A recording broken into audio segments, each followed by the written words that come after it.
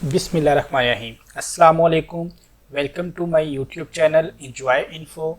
MS Office Word 2006 को हम study कर रहे हैं।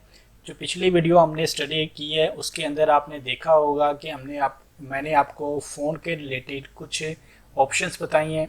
अभी जो हमने स्टडी करना है वो हमने ये वाली ऑप्शंस जो हैं इसके साथ टेक्स्ट हाईलाइट की और हमने ऊपर चेंज केस की ऑप्शन को हमने स्टडी करना है। मैं आपको स्टेप बाय स्टेप इसलिए स्टडी करवा रहा हूँ कि जो न्यू यूज़र हैं जिनको बिल्कुल माइक्रोसॉफ्ट वर्ड नहीं आता उनको सीखने में कोई प्रॉब्लम ना आ रही हो। मैंने कुछ ये वर्ड टेक्स्ट टाइप कर लिया है, ये ऑप्शन ऊपर वाले ख़त्म कर देते हैं। ये सब जो चीज़ें मैंने की हैं ये आप जैसे जैसे आप वीडियो को फॉलो करते रहेंगे आपको समझ आती रहेगी और आप हर तरह के लेटर खुद टाइप कर सकेंगे, मुश्किल कोई नहीं है। अब ये हाईलाइट की ऑप्शन किस लिए यूज़ होती है, आपने देखा होगा कि आप कोई भी कुछ चीज़ बुक या कोई आप पेपर टाइप करके किसी को प्रिंट फॉर्म में वो देते हैं तो उस चीज़ में जो मिस्टेक्स होंगी वो आपकी हाईलाइट कर दी जाती है। जब हाईलाइट हो जाती है आपको पता होता है कि आपके डॉक्यूमेंट के अंदर आपके पेपर के अंदर ये चीज़ें मिस्टेक हैं, या आप कोई स्टूडेंट हैं तो आप जो स्टडी करते हैं अपनी बुक वगैरह में जो कोई आप क्वेश्चन रीड कर रहे हैं जो आपको वर्ड या सेंटेंस आपको टफ लगता है तो आप उसको हाईलाइट कर लेते हैं कि नेक्स्ट अगर आप उसी क्वेश्चन को आप याद करें तो आपको ये पता हो कि इस क्वेश्चन के अंदर ये चीज़ इंपॉर्टेंट है और ये थोड़ी टफ है, मैं इसके ऊपर ज़्यादा तवज्जो दूँ।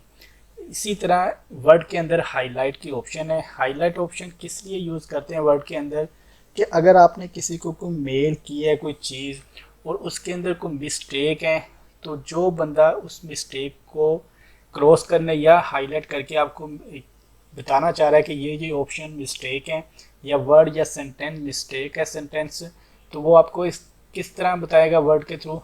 वो यही है कि आप देखें कि जिस तरह मैंने अब ये एक टाइप कर लिया है, इस ऑप्शन को मैंने करना है हाईलाइट। आपने सिंपल हाईलाइट जो ऊपर ऑप्शन है इस पर क्लिक एक बार कर लेंगे। क्लिक करने के बाद आप देखें जो आपने कलर सेलेक्ट करना है वही आपका जो माउस है आपने सिंपल ड्रैग करना है वो कलर उसके ऊपर हो जाएगा। ठीक है, आपने सिर्फ इसके ऊपर एक बार क्लिक कर लेना है। क्लिक करने के बाद आप देखें कि मैं अगर ये चाहता हूँ कि ये मेरा जो फ़ॉन्ट है ये टेक्स्ट है या सेंटेंस है इसको मैं हाईलाइट कर दूँ, मैं इस पर क्लिक करूँगा तो आप देखेंगे हाईलाइट हो चुका है। लेकिन अगर आप चाहते हैं कि आपने बार बार कोई चीज़ें मिस्टेक काफ़ी हैं और आपने हाईलाइट करनी है, आप बार बार सेलेक्ट करने के बाद ऊपर जाएं यहाँ पे सेलेक्ट करें तो काफ़ी टाइम लगता है। इसका तरीका क्या है कि आपने सिंपल यहाँ पे क्लिक करने के बाद एक बार हाईलाइट के ऑप्शन पर क्लिक कर लेना। जैसे ही आप क्लिक करेंगे तो आप देखें कि आपके माउस के साथ एक आपको बुर्श बना हुआ नज़र आ रहा होगा। ये बुर्श की मदद से आपने जो जो मिस्टेक है उसके ऊपर आपने सिंपल ड्रैग करते रहना है, वो खुद ही माउस आपका जो बुर्श टूल है जो हाईलाइट टूल है वो उसको हाईलाइट करता रहेगा। आप देख रहे हैं ये जितनी चीज़ें हैं जो मिस्टेक है मैं उसको हाईलाइट कर रहा हूँ। अगर आप कलर चेंज करना चाह रहे हैं आपने सिंपल इस पर क्लिक करना है, कोई भी कलर आपने करना है। आप ये देख सकते हैं कि ये कलर हो रहा है, कोई भी कलर आपने करना है। आपने सिंपल करना क्या है कि एक बार इसके ऊपर ड्रैग करना है। अगर आप क्या करते हैं कि इसको मैंने कलर करना है तो मैं क्या करूँगा, इसके ऊपर क्लिक किया, ठीक है, बार बार मैं सेलेक्ट करता हूँ इसको, फिर ऊपर जाके कलर करता हूँ। ऐसा नहीं है, आपने क्या करना है सिंपल आपने कोई भी डॉक्यूमेंट है, मैं इसको कंट्रोल ए करके सेलेक्ट कर रहा हूँ। नहीं, अब जैसे ही आप देखें वन बाई वन आप करते हैं टाइम लगता है इसके ऊपर। आपने सिंपल ये क्लिक कर लेना है ऑप्शन के ऊपर, हाईलाइट के ऑप्शन पे जो जो आपने करना है आपने उसके ऊपर आपने ड्रैग करना है और आपका वो कलर होता जाएगा।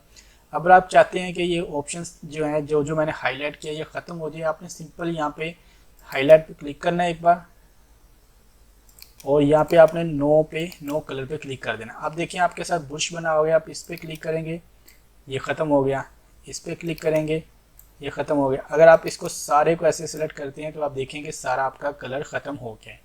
ये आपका जो बुश है नो कलर मैंने सेलेक्ट किया है। अभी हमने जो ऊपर स्टडी करेंगे आप देखेंगे कि इसके साथ ऑप्शन आ रही है यहाँ पे ये वाली ऑप्शन जो हैं चेंज केस की। ये चेंज केस की ऑप्शन अभी हम स्टडी करते हैं। इसका मैं आपको बताता चलता हूँ कि आप देखें कि सेंटेंस केस है, लोअर केस है। सेंटेंस केस हम बाद में करेंगे क्योंकि ये पैराग्राफ के लिए इस्तेमाल होता है।